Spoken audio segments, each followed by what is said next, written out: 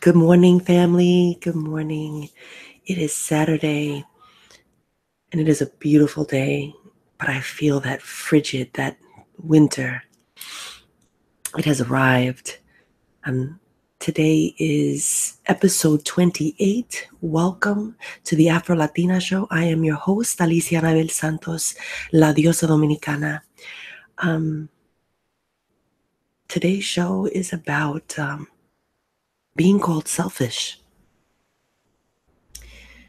How many of you have been told or heard that person's so selfish, that person doesn't come around anymore, that person doesn't give?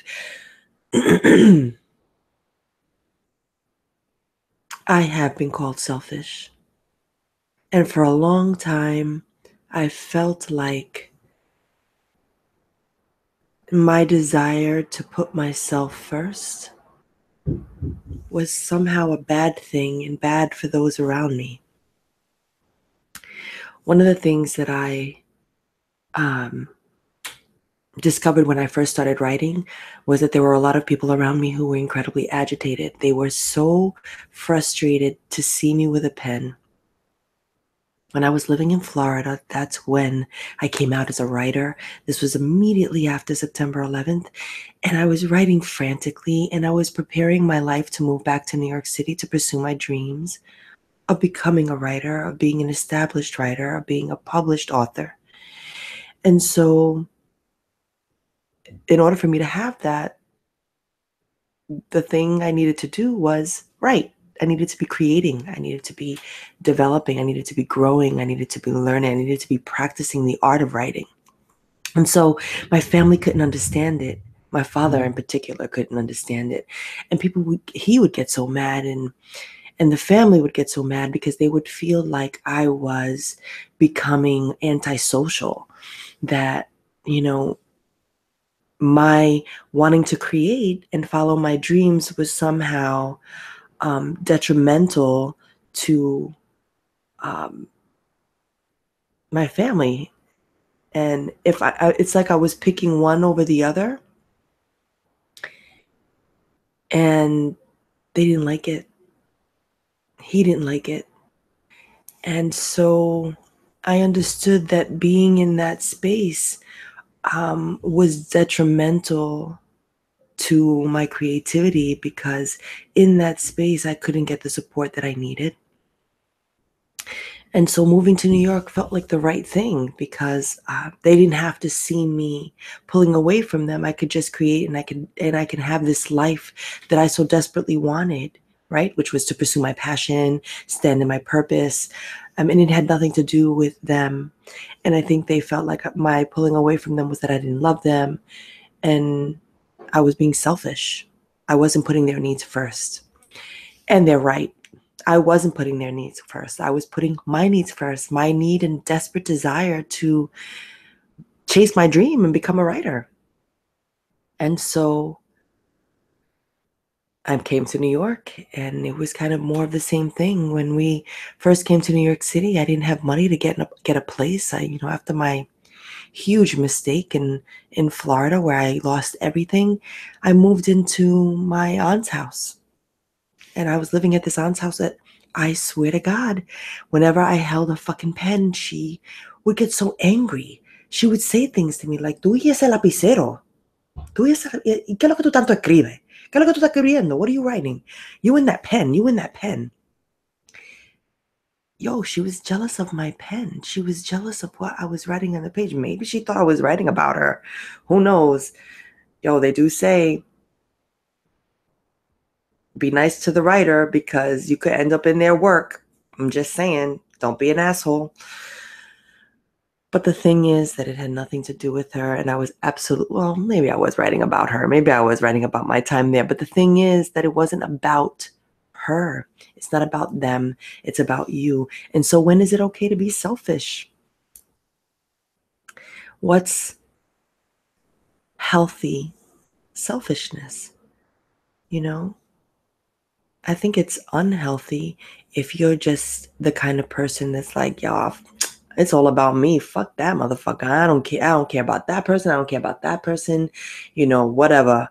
It's all about me. I'm going to do me and I'm going to step on everybody to get there. That shit is unhealthy. That's just cruel, you know. When I say that I am a selfish person, that means that I'm going to say no to invites and demands of my time if it means that it's going to be spiritually and emotionally draining for me. If I don't feel that I'm going to gain something, and yes, I need to gain something. I need to feel like I went to a talk this week and I was exhausted. I had worked an entire day. We're talking from 7 a.m. to 7 p.m. And then I went to a talk and I decided to go to that talk because I knew that it would be a space where I wouldn't be giving anything. I was going to receive something that was incredibly important for me. So in that way, I'm incredibly selfish. I will say no to all kinds of invites because no, I don't want it. I don't want you to pick my brain. No, I don't want you to talk to me about writing or publishing. No, I don't want to give you a prompt. Sometimes I want to be fed, and I will be very selfish about that. I will be very selfish about the things that I need to nurture me. And I will be very selfish about my writing. And I make no apologies for that.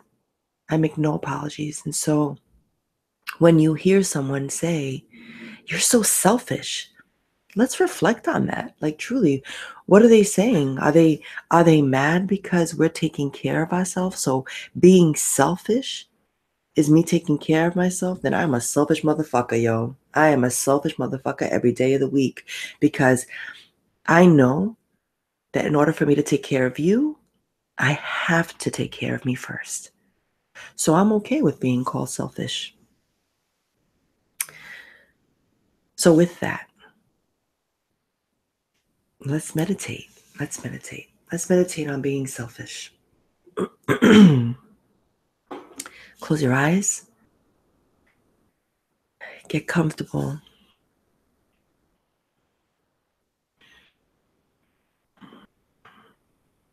Put your hands where you need them.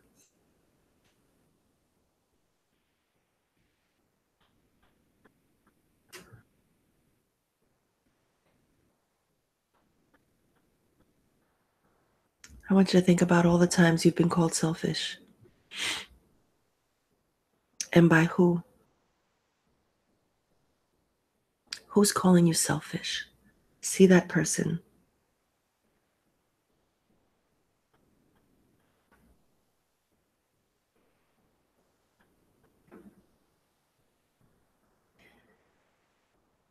See all the ways that they call you selfish.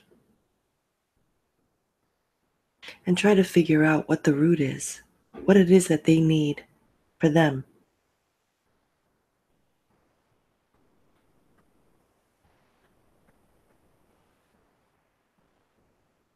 Now I want you to think about all the ways that it is crucial for you to be selfish. I want you to think about how being selfish protects you and gives to you. How can you be selfish, like truly selfish?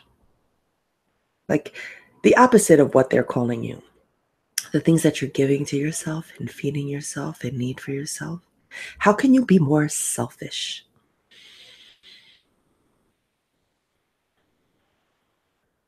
How can being selfish serve you? Can it serve your work? What does living a healthy selfish life look like?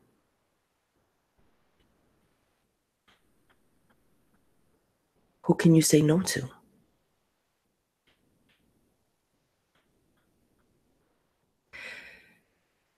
And when you're ready, come out.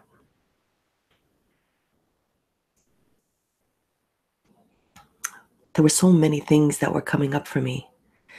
Guilt was the number one thing that I kept hearing. This idea of feeling guilty about saying no, feeling guilty about disappointing people, feeling guilty about not showing up for people because you're taking care of yourself. I want you to start saying no. I want you to start saying no. Take a deep breath and say, "No, I'm sorry, I can't make it. Oh, I have something to do. I can't do that. No, I don't want to watch that movie. Oh, no, I don't want to go to that reading. I don't want to go to that show. When you start to really be selfish in that healthy way, you're giving to yourself. It's a blessing. It's a gift. I connect all of that to self-care and self-preservation and self-love. It's the highest form of love for me to be selfish. I don't want to hurt anyone. That's not what I'm here to do. But I'm definitely going to put myself first. I know that I'm number one. What do they say when you're on an airplane? If the mask comes down, do what? Put it on yourself first and then help others. And so if I'm not being selfish, if I'm not taking care of myself, I can't take care of you. And so I'm sorry, boo boo. I'm taking care of me first. It's okay to be selfish. Set an intention for the day. My intention for today is to give myself first, to be gentle, to be loving, to be kind. Have a beautiful day. Peace.